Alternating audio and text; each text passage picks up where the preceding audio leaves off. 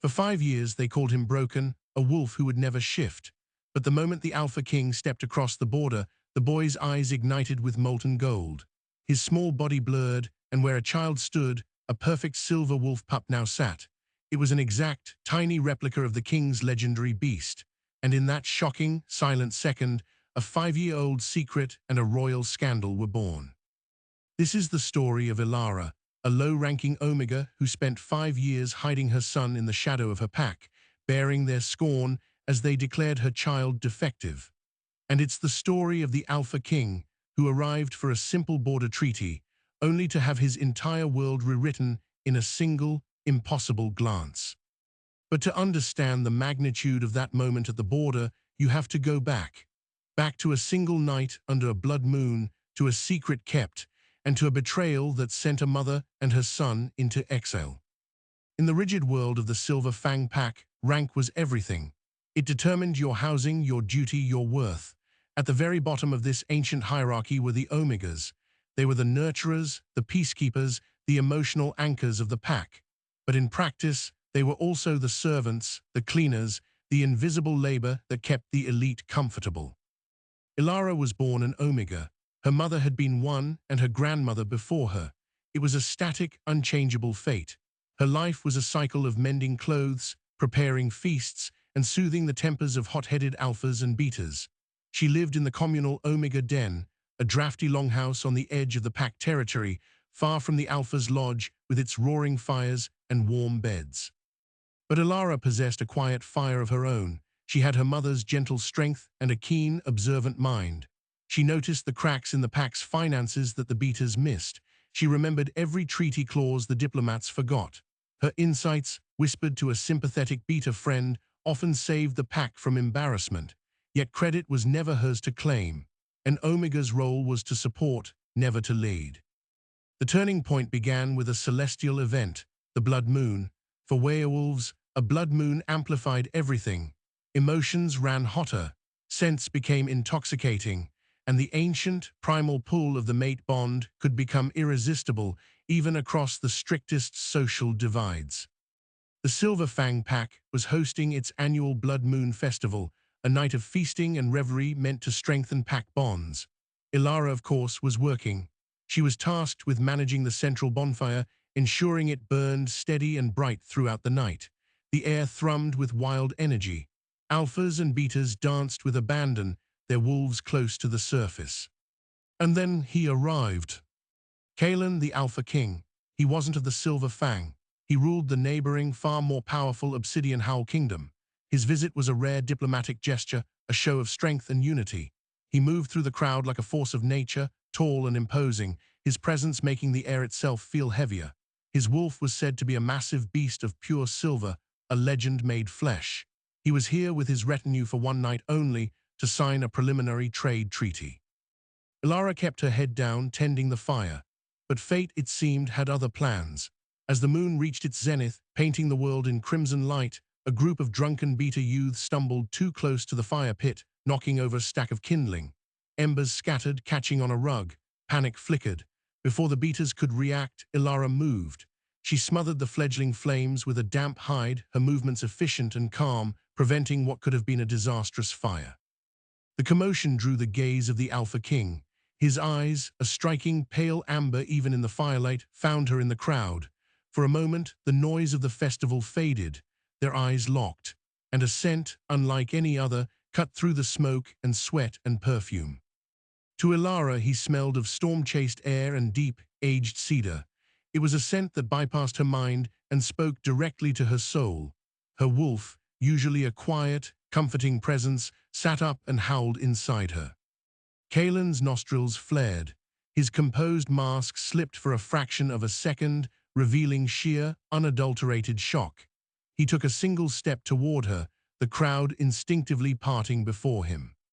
But then his beta, a stern man named Rylan, was at his elbow, murmuring urgently about treaty formalities that could not wait. The moment broke. Kalen's expression shuttered, the king's mask falling back into place.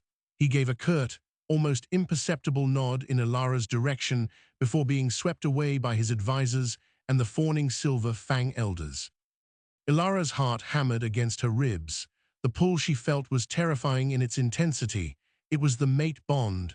She knew it with every fiber of her being, and from his reaction, he had felt it too.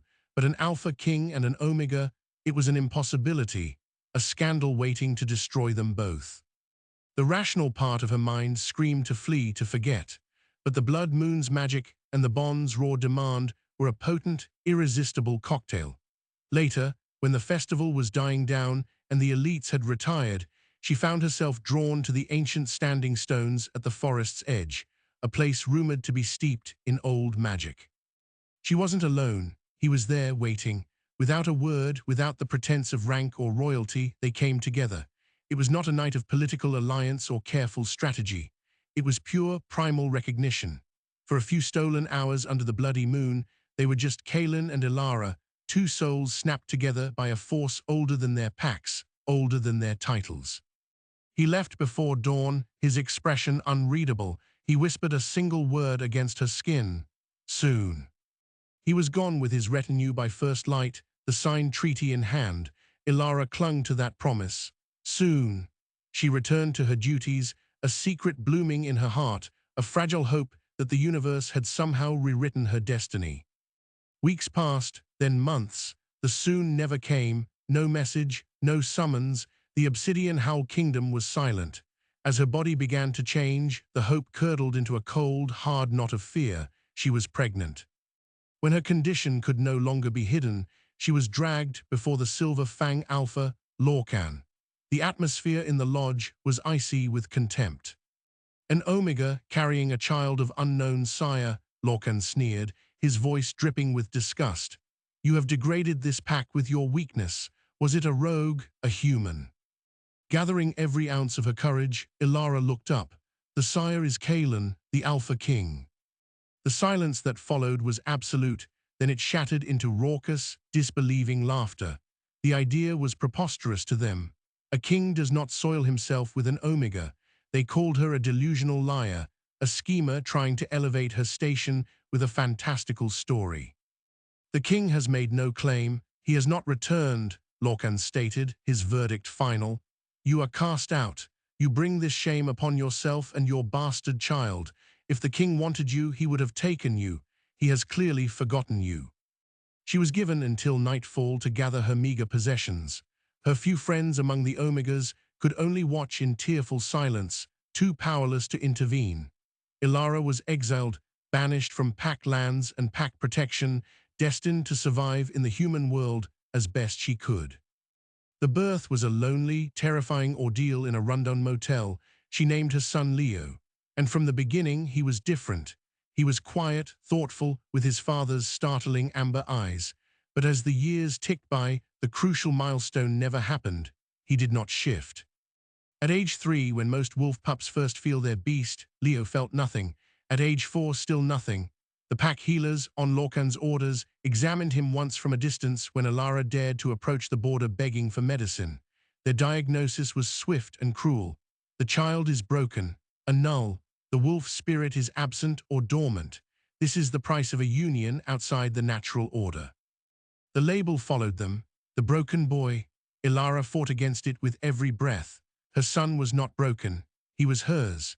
She built a fragile life for them in a small town near the border, taking menial jobs, always looking over her shoulder, shielding Leo from the pitying and suspicious eyes of both worlds. For 5 long years, she raised her son in the shadow of that verdict, the silence from Obsidian Howl a constant, aching wound. She believed Kaelin had truly forgotten her, that their night had meant nothing to him. She convinced herself the bond she felt was a trick of the blood moon. But everything was about to change, because the treaty signed that fateful night required a final ratification, and after 5 years of silence, the Alpha King was coming back to the border. His convoy was already on the move.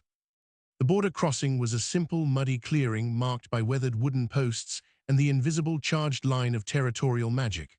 On one side stood Ilara, clutching 5-year-old Leo's hand, her heart a frantic drum against her ribs. She hadn't planned to be here. The news of the king's visit had spread through the nearby town like wildfire, a hum of gossip that even an outcast couldn't avoid. A reckless, desperate hope had propelled her. Maybe if he saw the boy, saw his own eyes looking back at him, maybe he would know. Maybe he would finally claim them. On the other side, arrayed with imposing formality, was the Silver Fang delegation. Alpha Lorcan stood front and center, his beta and head enforcers flanking him. They were dressed in ceremonial furs and leathers, a display of strength for the visiting monarch.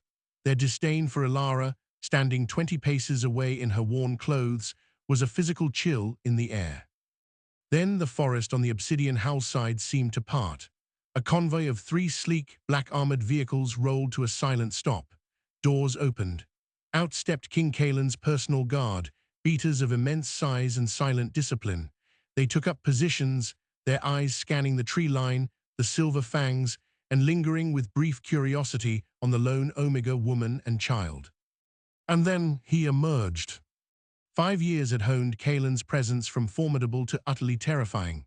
He was taller, broader, his face more angular, with a short, dark beard that only emphasized the severity of his gaze. He wore not ceremonial furs, but practical dark armor reinforced with silver glyphs, a fur-trimmed cloak draped over his shoulders. This was not a social call. This was a king inspecting a vassal state.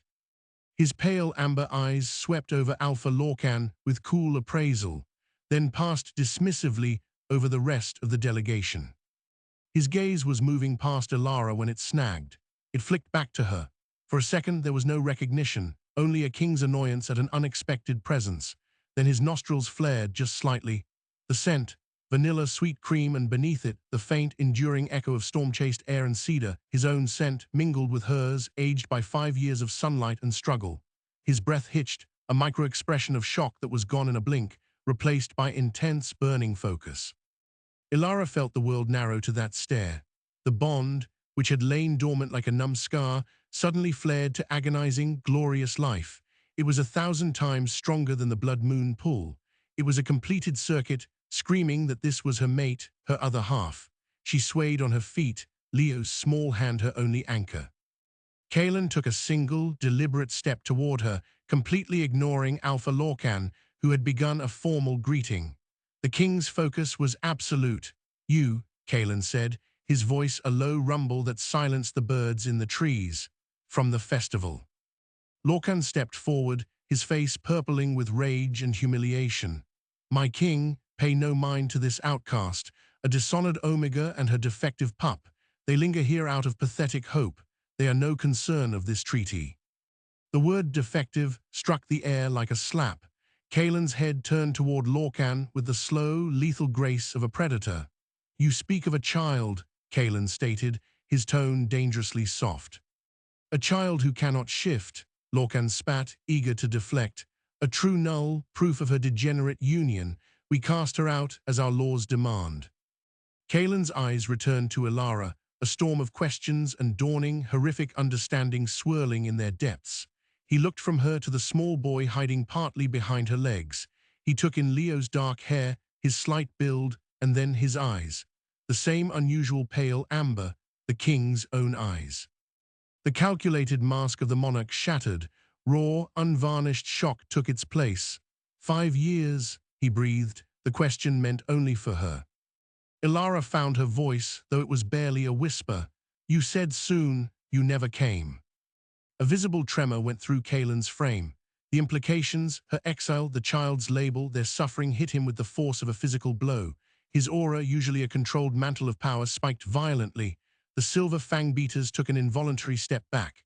The air grew thick and heavy, pressing down on everyone. "I was ambushed on the return journey," he growled, the words ripped from him.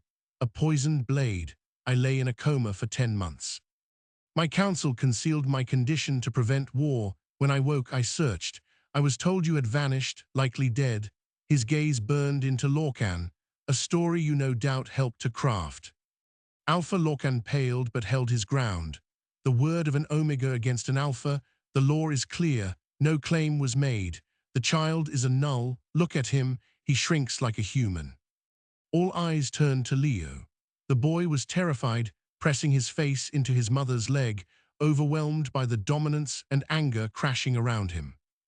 Kalen took another step closer, his expression softening as he looked at his son for the first time. The king knelt, bringing himself to eye level, ignoring the mud staining his armor. "Leo," he said, the name unfamiliar yet precious on his tongue. His voice was gentle, a stark contrast to the thunder of moments before. "You do not have to be afraid." The child peeked out, with one amber eye. And then it happened. As Leo looked at his father, not at the intimidating king, but at the man who was his other half, his source, the mirror of his own soul, a spark ignited deep within him. A connection, missing for 5 years, finally clicked into place. Leo's eyes didn't just glow. They erupted with pure, molten gold light. A gasp rippled through both groups of wolves. A low, instinctual whine came from a Silver Fang enforcer as he dropped to one knee, driven by a primal compulsion. The air around Leo shimmered, his small form blurred at the edges. There was no sound of cracking bones or cries of pain. This was not a struggle. It was an effortless, glorious unfolding. Where a small boy stood, a wolf pup now sat. His fur was not gray or brown, but a stunning, luminous silver, gleaming like polished metal under the overcast sky. He was perfect, tiny but with paws that promised great size and eyes that still shone with that brilliant, intelligent gold. The silence was absolute, broken only by the rustle of the wind. He was the exact miniature replica of the legendary silver wolf of Obsidian Howl, the living, breathing proof of his lineage. Kalen, still kneeling, reached out a trembling hand. The silver wolf pup took a wobbly step forward, then another, and nudged his small head into his father's palm. A low, rumbling purr of pure contentment vibrated from the tiny beast. The king closed his eyes for a second, overcome. When he opened them, they were blazing with a light that promised retribution. He rose, the pup cradled gently against his armored chest with one arm. He turned to Alpha Lorcan. "You called my son, the heir to the Obsidian Howl Kingdom, defective." Kalen's voice was no longer loud. It was a whisper that carried the weight of a glacier. "You exiled my mate. You lied to your king. You broke the most sacred laws of our kind." Lorcan stumbled back, his bravado utterly dissolved, replaced by abject terror. "My king, we did not know. The healers confirmed he was a null." "You will bring those healers to my compound within the hour," Kalen commanded, his tone leaving no room for argument. "Your pax standing under this treaty is now forfeit. Every alliance, every trade route granted herein is suspended pending my review. You are no longer an alpha in my eyes. You are a defendant." He then looked to Ilara. The fury in his eyes melted away, replaced by a staggering depth of regret and awe. He extended his free hand to her. "Ilara, I have spent 5 years searching for a ghost. Come home, please." The word home shattered the last of her defenses. She placed her muddy, work-worn hand in his. The moment their skin touched, the mate bond sang, a resonant, healing chord that mended 5 years of lonely fractures in her soul. The Obsidian Howl guards formed a protective circle around their king, his mate, and the prince. They turned their backs on the shattered Silver Fang delegation and began moving toward the vehicles. But as they walked, Kalen leaned close to Ilara, his voice for her alone. "The healers said he was a null, but a true null does not shift, ever. My bloodline is strong. For him to shift only now, only for me." He glanced down at the silver pup, now sleeping peacefully against his chest. "It means his wolf was not absent. It was waiting. It only recognized one true alpha. It was waiting for me." The implications were staggering. This wasn't just a secret revealed. It was a profound supernatural anomaly. A prince's wolf that refused to acknowledge any authority, any pack, until it stood in the presence of its own king and father. They drove not to the local Silver Fang Lodge, but directly to a nearby Obsidian Howl safe house, a fortified lodge deep in the forest. The atmosphere inside was one of controlled chaos. Healers were summoned to check both Ilara and Leo. The silver pup had shifted back to a sleepy, bewildered little boy who was now wrapped in a blanket far too big for him, clinging to his mother. Kalen's beater, Rylan, the same man who had pulled him away at the festival, entered the room. His face was grim. "The Silver Fang healers are here, my king, as ordered." Kalen looked at Ilara. "This is your justice to witness, but it is yours to command." In the main room of the lodge, the 2 Silver Fang healers, An elderly man and woman knelt trembling. Kaelin sat in a high-backed chair, Ilara beside him, Leo on her lap. The king's presence filled the space with icy pressure. "You examined the boy," Kaelin began. "You declared him a null. Explain your diagnosis." The female healer stammered. "The wolf spirit, it was undetectable. No pulse, no signature. We performed the scent of the soul ritual. There was nothing to grasp. We had never seen such a case. We believed the bond, the unnatural mating, had damaged the spark." "Unnatural?" Kaelin's voice dropped another degree. "A king and an omega," the male healer blurted out, desperate. "It is not done. The imbalance of power, of rank, we thought it corrupted the offspring's nature." Ilara spoke, her voice clear in the silent room. "You thought it, or Alpha Lorcan told you what to think." The healers exchanged a terrified glance. The truth was plain on their faces. They had been given a conclusion and had found evidence to support it. Kaelin leaned forward. "You mistook depth for absence. You mistook royal stubbornness for defect. You condemned a child and his mother to exile based on political convenience, not medical fact." He stood. "Your licenses to practice within any pack under my dominion are revoked. Your own wolves will shun you for this failure. Now get out of my sight." As the broken healers were led away, Rylan approached with a tablet. "Initial reports from our own healers, my king. They are astonished. Prince Leo's wolf signature is now clearly detectable, but it is unlike any other. It's not dormant, it's selective. It resonates only with you, sire. The bond between your wolf and his is exclusive, a direct lineage lock. It explains everything." Kaelin looked at his son, who was now curiously fingering the intricate designs on his mother's new cloak. A prince who could not be influenced by any other alpha, a wolf that acknowledged only its true king. It was a staggering evolutionary advantage and a terrifying vulnerability. Rylan cleared his throat. "There is more, my king. While reviewing the old Silver Fang logs from the period after the festival, we found a flagged communique. It was sent from Alpha Lorcan to the Red Claw Pack, your rivals, dated 2 days after you left the Blood Moon Festival. It mentions a potential vulnerability related to a distraction during your visit. We believe Lorcan may have tipped off the Red Claw about your possible route home." The room went cold. The ambush that had nearly killed Kaelin, that had stolen 10 months of his life and 5 years from his family, might not have been random. It might have been a coordinated plot by a jealous vassal alpha to eliminate his king and keep a scandal buried. Kaelin's hand closed into a fist, the knuckles white. He looked at Ilara, then at Leo. His family had suffered for 5 years not just because of a mistake, but because of a deliberate, treasonous act. "Secure everything," Kaelin said, his voice deathly calm. "Prepare the jet. We return to Obsidian Hull tonight, and send a formal declaration to the entire Northern Council of Alphas. Inform them that Alpha Lorcan of the Silver Fang is accused of treason, deceit, and the unlawful exile of the royal mate and heir. His lands and pack are now under the direct control of the Obsidian Hull Crown, pending full investigation." He turned to Ilara. "The safe, quiet life you had is over. You are now the mate of a king, and Leo is a prince with a target on his back. The fight we avoided 5 years ago is here, and this time I will not be waking up alone." As the engines of the private jet roared to life, carrying them toward a future of unimaginable power and danger, Ilara held her son and watched the man who was her destiny. The secret was out. The broken boy was a prince, and the Alpha King was ready to burn the world for the family he never knew he had. But in the shadows, the enemies they had just made were already beginning to move. Obsidian Hull was not a pack. It was a fortress kingdom carved into the heart of the mountains. The compound was a staggering blend of ancient stone and cutting-edge technology, a testament to Kaelin's dual reign over both primal and modern worlds. For Ilara, stepping into the grand atrium was like walking onto another planet. Gone was the drafty Omega Den. Here, warriors in tactical gear bowed as she passed, and the air hummed with disciplined purpose. But a palace made of stone does not automatically become a home. The pack, while fiercely loyal to their king, eyed Ilara with a mixture of awe, suspicion, and outright hostility. She was an Omega, a class they had been taught to see as servile, now elevated to queen.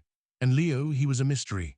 The story of the broken boy who shifted only for the king had spread like a thrilling, terrifying myth. Their first test came at the formal pack assembly. Hundreds of wolves filled the great hall, ranked by status. Ilara stood beside Kaelin on a raised dais, wearing a simple but elegant gown, Leo holding her hand. The weight of their stares was physical. Older Alpha, a grizzled veteran named Torvin who commanded the border guards, stepped forward. He didn't bow. "My king, we celebrate your found family, but the laws of nature of hierarchy exist for stability. An Omega cannot hold the delicate, fierce power of a Luna. Her spirit is made for comfort, not command. And the prince, his unique condition is a vulnerability. What if the king is incapacitated? Who does the prince's wolf obey then? No one. That makes him a weak link." A murmur of agreement rippled through the hall. It was the polite, packaged version of the prejudice Ilara had faced her whole life. Before Kaelin could unleash his fury, Ilara squeezed his hand and took a small step forward. Her heart hammered, but her voice was steady. She addressed Torvin directly. "You speak of the laws of nature. Does nature not dictate the mate bond, a bond my king and I share, which your own wolves can feel in this room?" She paused, letting the undeniable truth of that resonant bond settle. "You speak of command. For 5 years, I commanded survival. I commanded a budget of nothing, security of none, and hope that was constantly under siege. I commanded the protection of the future of your kingdom, though I did not know it, with no army but my own will. If that is not the essence of command, I do not know what is." She turned her gaze to the wider pack. "I do not ask you to bow to an Omega. I ask you to respect the woman your king's soul chose, and I will earn the title of Luna not by birthright, but by deed, starting now." She then looked at Leo and nodded. The little boy, who had been listening intently, let go of her hand and walked to the edge of the dais. He looked at the daunting sea of faces, then directly at the doubting Alpha, Torvin. His small voice carried in the silent hall. "My wolf listens to my dad, but I listen to my mom." The simple, profound truth of it landed with unexpected force. Kaelin placed a hand on her shoulder, his pride a warm blaze through their bond. "The Queen has spoken." His voice brooked no argument. The challenge was met, for now, but the undercurrent of dissent remained. The next wave came from outside. The Northern Council of Alphas convened via secure video link. Their faces, displayed on a large screen in the war room, were a gallery of skepticism and greed. "You accuse a sitting Alpha of treason based on the word of an Omega and a healed boy," challenged Alpha Magnus of the Ironwood Pack, a longtime rival. "This is a convenient narrative to seize Silver Fang territory, Kaelin." Kaelin's response was cold. "I submit the healer's testimony, the dated communique to the Red Claw, and the forensic analysis of the poison used in my ambush, which matches Red Claw stores. The evidence chain is clear. Lorcan conspired to kill his king and hide a royal heir. The seizure of his lands is not conquest. It is justice and reclamation." "And the boy's condition?" asked a skeptical elder. "A wolf that shifts for one Alpha only, that is unnatural. It suggests a flawed bloodline." It was a direct attack on Leo's legitimacy. Kaelin's growl rattled the speakers. "It suggests a bloodline so potent, so discerning, that it acknowledges no inferior authority. My heir is not flawed, he is exclusive." The council was not convinced. They imposed a condition, a formal recognition ceremony, an ancient ritual where the pack and the moon goddess herself were asked to bless and affirm a new royal member. It was traditionally a formality, but in this charged climate, it was a trap. If the ceremony faltered, if any sign was interpreted as rejection, Leo's place would always be in question. Pressure mounted from all sides. Then the first physical attack occurred. While Ilara and Leo were in the royal gardens, a small, sophisticated drone, nearly silent, zipped over the perimeter wall. It didn't carry explosives. It released a cloud of aerosolized silver nitrate, harmless to humans, agonizing and disabling to wolves. It was a message, not an assassination attempt. The security system neutralized it in seconds, but Leo, breathing in the particles, screamed as his skin blistered.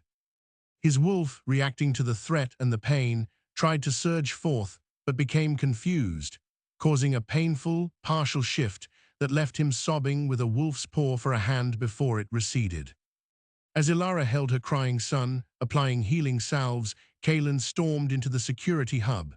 Who? Red Claw, Silver Fang loyalists. Rylan, analyzing the drone's signature, looked pale. It's proprietary tech, my king, from our own defense contractor. The serial numbers are scrubbed, but the configuration, it matches a batch sold last year to the Frost Fang Syndicate. The Frost Fang Syndicate wasn't a pack. It was a consortium of disgraced alphas and wealthy human investors, a mercenary organization that dealt in corporate espionage, assassination, and supernatural destabilization. They were wolves who had rejected pack law entirely. Their involvement meant this was no longer a political squabble or a grudge from a rival alpha. This was a professional, well-funded operation. Someone had hired the syndicate to send a message. They could get to the prince anywhere. The revelation reframed everything. Lorcan was a pawn, not the mastermind. The enemy was richer, more hidden, and played by no rules at all. Kaelin's strategy shifted from reclaiming a birthright to fighting a shadow war. He tightened security to a suffocating degree. Leo couldn't leave the compound. Ilara's every move was chaperoned by Wyatt, the head of security. The isolation chafed. Ilara, however, refused to be just a protected asset. Using her forgotten talent for patterns and numbers, she began auditing the kingdom's vast financial networks, looking for anomalies, for payments to shell companies, for the money trail that could lead back to the syndicate or their employer. She worked in secret, late into the night, a queen becoming a spy in her own home. One night she found it, a series of charitable donations from a conglomerate called Phoenix Global Holdings to a wildlife fund. The amounts were odd, too specific. She cross-referenced them with the known procurement costs of Frost Fang's preferred equipment. The numbers matched perfectly. The donations were disguised payments. Phoenix Global was a front. She took her findings to Kaelin. His face went stony as he read. Phoenix Global is owned by Alistair Thorne, he said, the name dripping with venom. Who is he? The only alpha to ever voluntarily leave Obsidian Howl, my father's most trusted general. He believed my father was weak for seeking peace with humans. He tried to stage a coup when I was a boy. My father banished him instead of executing him, a mercy. It seems he has been building his own empire in the shadows, waiting. The puzzle pieces slammed together. Alistair Thorne, a fanatic who believed in pure werewolf dominance, saw Kaelin's mating with an Omega and the birth of a defective heir as the ultimate proof of the kingdom's decay. He had used Lorcan's fear and ambition as a tool, likely promising him power in the new order. The ambush, the framing, the attacks, all were Thorne's moves in a long game to destroy Kaelin's legacy and seize the throne for his own radical vision. The stakes were no longer about acceptance or justice. They were about the survival of Kaelin's entire vision for their kind, and Thorne held a vicious card, public opinion. He began leaking curated information to the wider werewolf community. Stories of the Omega Queen undermining traditions, of the unshiftable prince being a harbinger of weak blood, of Kaelin being led astray by his bond. Whispers turned into open debate. Other packs grew nervous. The pressure reached a breaking point the night before the recognition ceremony. Kaelin found Ilara on their balcony, staring at the moon. We could leave, he said, a shocking confession from a king. Take Leo, disappear, let Thorne have the stone and steel, we would have each other. Ilara turned to him, her eyes reflecting the moonlight. And teach our son that when the world is hard you run, that his birthright is something to be surrendered to bullies. No, we stand, we fight. And tomorrow we show every doubting wolf whose blood runs in his veins. The next day the great stone circle atop the mountain was filled with the entire Obsidian Howl pack and council observers. The ritual was simple. The claimant would stand in the center, the alpha would call upon the moon goddess, and a sign, a beam of light, a change in the wind, the howl of a spirit wolf, would show acceptance. For a child, the sign was often subtle. Leo, dressed in a small tunic of silver and black, stood alone in the circle. He looked very small. Kaelin, in full ceremonial armor, began the ancient chant. The crowd was silent, a wall of held breath. Thorne's supporters, hidden among them, waited for a failure to exploit. Kaelin finished the invocation. Nothing happened. The moon shone steadily. No wind stirred. A tense, heavy silence stretched. Doubt began to flicker across faces. Then Leo looked up, not at the moon but at his father. He smiled a small, confident smile. and without a sound, without the drama of a full shift, his eyes gleamed gold. But this time the gold light didn't stay contained. It gently spilled out, a soft, radiant aura surrounding his small form, visible to every wolf present. It was warmth, not fury. It was presence, not challenge. And from the distant peaks, one by one, then in a chorus, real wolves began to howl. Not the pack, wild wolves, a song of acknowledgement from the untamed world itself. The sign was undeniable. It was not a show of dominant power. It was a show of profound, natural harmony. The prince's wolf didn't just acknowledge the king, it communed with the very essence of their nature. The ceremony was a stunning, public victory, but as they descended the mountain, Rylan met them, his face grim. He handed Kaelin a plain, untraceable burner phone. A text message glowed on the screen. A pretty trick with the lights, but a wolf is judged by its fangs, not its glow. You have what is mine, I will take what is yours, starting with the pup.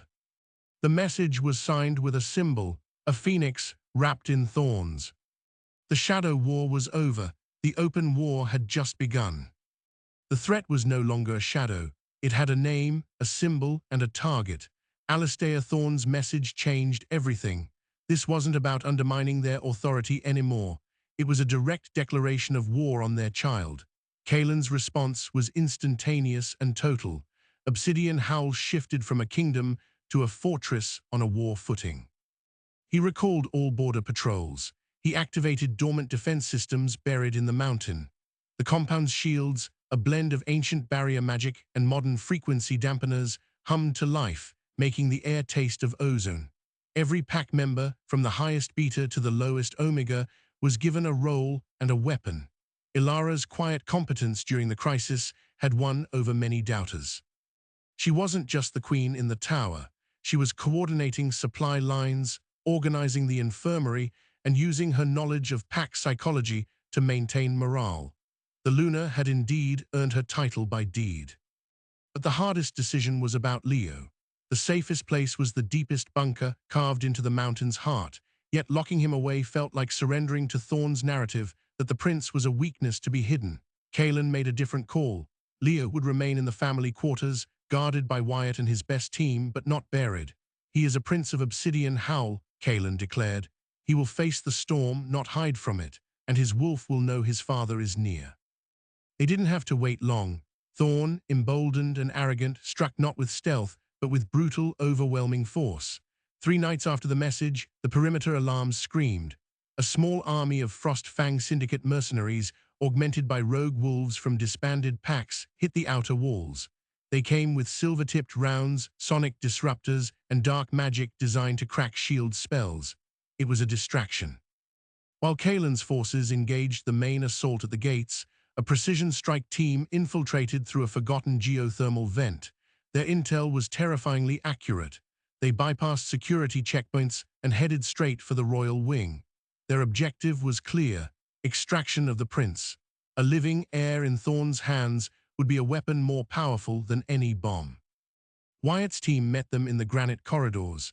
The fight was close quarters, vicious and silent, but for the snarls of shifted wolves and the sickening thud of blows.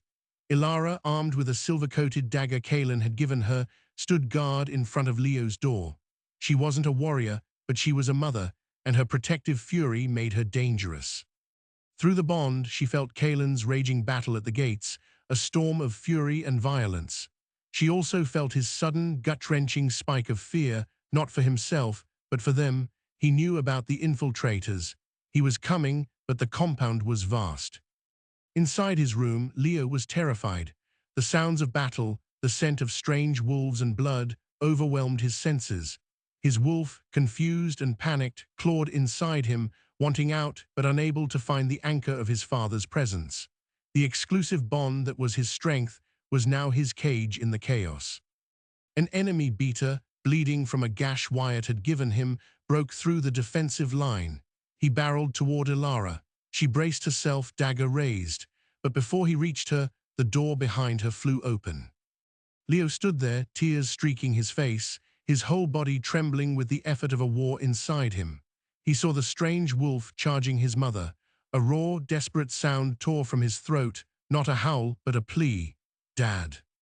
And in that moment of absolute need, of focused love and terror not for himself, but for his mother, something shattered inside the exclusive lock. Kaelin, halfway across the compound, felt it, a new, desperate pull on their bond, not from Elara, but from Leo. A pull that mirrored his own need to protect. It was a key turning in a lock they didn't know existed. In the corridor, Leo's amber eyes didn't just glow gold. They flashed like struck flint. The shift wasn't graceful. It was a violent, immediate eruption of silver fur and sharp teeth. The tiny, perfect wolf pup was gone. In his place stood a juvenile silver wolf, bigger than before, his lips pulled back in a fierce snarl, standing between his mother and the enemy.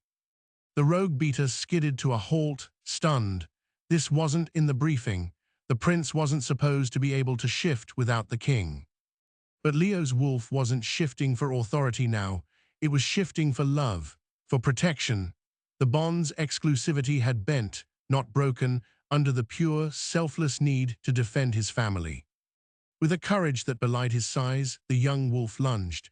It wasn't a killing blow. He wasn't trained, but it was enough. He slammed into the beater's legs, unbalancing him, giving Elara the opening she needed. She drove her dagger into the wolf's shoulder. The beater howled in pain and recoiled, just as Wyatt finished his own opponent and put a silver bullet through the rogue's heart. The immediate threat was over. Leo shifted back, collapsing into his mother's arms, sobbing from the adrenaline and the strange, new feeling of his wolf's independent action. Kaelin arrived minutes later, covered in ash and blood, his eyes wild until he saw them safe. He gathered them both into his arms. He shifted, Elara whispered against his chest. For me, he called for you, and he shifted for me.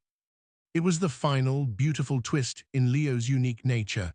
His wolf's primary bond was to the Alpha King, its source, but its core purpose was to protect the mate bond, the family unit. It wasn't a flaw. It was a deeper, more sophisticated hierarchy, family first, king first. They were the same. With the infiltration team neutralized and their leader dead, the main assault at the gates lost its purpose. Thorn's mercenaries began to withdraw under heavy fire from Kaelin's now fully mobilized forces. But Kaelin wasn't done. He had a location.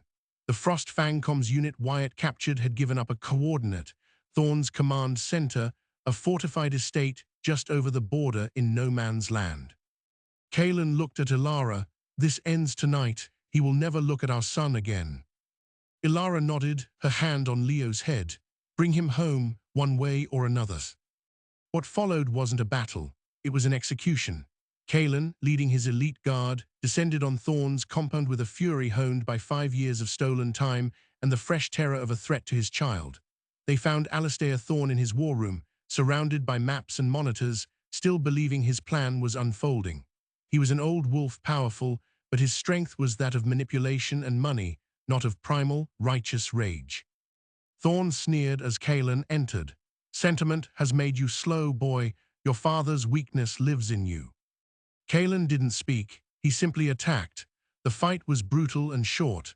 Thorn was a general, but Kaelin was a king who had just fought his way back to everything that mattered. He disarmed Thorn, broke his arm, and pinned him to the floor, his knee on the old wolf's chest. You tried to kill me. You exiled my mate. You called my son defective. You hired mercenaries to terrify a child. Kaelin's voice was cold iron. For the crime of treason against the crown, and for the sin of targeting the innocent, your life is forfeit. Thorn spat blood.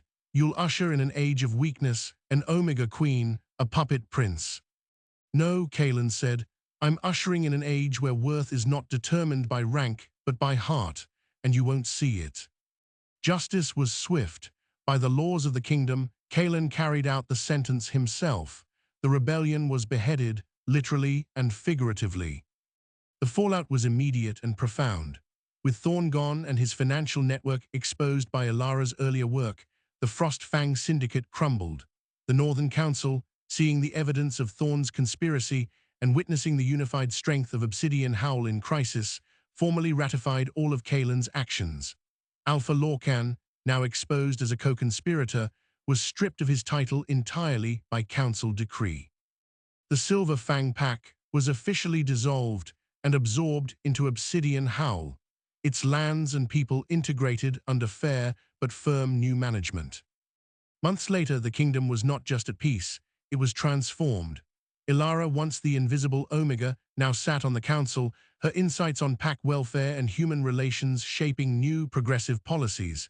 Leo, no longer a broken boy or a puppet prince, was simply the prince. He trained to control his unique shifting, his bond with his father a source of strength, not limitation. He could now shift willingly for his mother, a private, precious gift between them, though his full, powerful shift remained exclusively for his king and father. The final, surprising detail emerged during a routine medical scan. The royal healer, examining the family, noticed something extraordinary in their bond signatures. The traumatic severing of Kaelin and Ilara's initial connection, the 5 years of absence, and the violent, joyful reforging had not weakened their mate bond. It had triple-braided it.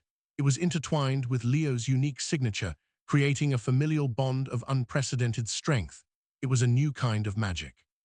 The healer theorized that Leo's waiting, wolf, and his exclusive shift were not a defect, but an evolutionary adaptation, a royal safeguard ensuring the heir could never be influenced or controlled by a usurper before coming into his own power. Their painful history had accidentally created the most secure royal lineage in werewolf history. One evening, under a normal moon, not a blood moon, the family stood on the same balcony where Ilara had once stood alone. Leo, now chatterboxing about his lessons, stood between them. Kaelin wrapped his arms around both of them. "He shifted for you," Kaelin murmured to Ilara, the wonder still fresh, "when it mattered most." "He called for you," Ilara replied, leaning into him. The bond held. Kaelin looked down at his son, then at his mate, the woman who had endured everything and emerged not just as his equal, but as his foundation. The broken boy was the key to unlocking a stronger kingdom. The discarded Omega was the missing piece of the throne. And the Alpha King finally learned that true power isn't in ruling alone, but in the family you build to rule beside you. The story that began with a secret under a blood moon, nurtured in the shadows of exile, had found its destiny not in hiding, but in the fierce, unbreakable light of a united front. The boy was not broken, the Omega was not weak, and the king's greatest victory was not on a battlefield, but in a muddy border clearing, holding his world in his arms for the first time. So what does this story of a secret heir, a rejected Omega, and a vengeful king truly reveal? On the surface, it's a fantasy of epic romance and dramatic revenge. But dig deeper, and it's a profound exploration of labels and how often we confuse difference with defect. Ilara was labeled unworthy, her value measured only by her rank. Leo was labeled broken, his unique nature mistaken for a flaw. Kaelin was labeled a victim of sentiment, his love seen as a strategic weakness. The system, represented by Lorcan and Thorn, was obsessed with rigid categories: alpha, omega, strong, weak, legitimate, illegitimate. But the universe, through the mate bond and Leo's extraordinary wolf, kept rewriting the rules. It insisted that true strength is resilience, that real power is protective love, that the most exclusive bond can become, with the right key, the most inclusive force of all. We see this echoed beyond fiction. In our own world, how many breakthroughs were dismissed because they didn't fit the established model? How many people have been cast aside, only to return, transformed by their journey to change everything? The broken boy trope resonates because we all have moments where we feel unseen, waiting for the one moment, the one person, the one circumstance that unlocks our truest, most powerful self. The story of Ilara, Kaelin, and Leo is a reminder that destiny isn't a straight line drawn by others. It's a path we carve through the wilderness of expectation, often with our loved ones holding the light. The greatest kingdoms aren't built on fear and hierarchy, but on the unshakable foundation of a family that refuses to be broken. If you are captivated by this journey from heartbreak to triumph, if you love stories where the underdog rises and love rewrites the rules, then do us a huge favor. Hit that like button. It lets us know which tales of hidden power and stunning transformation you want more of.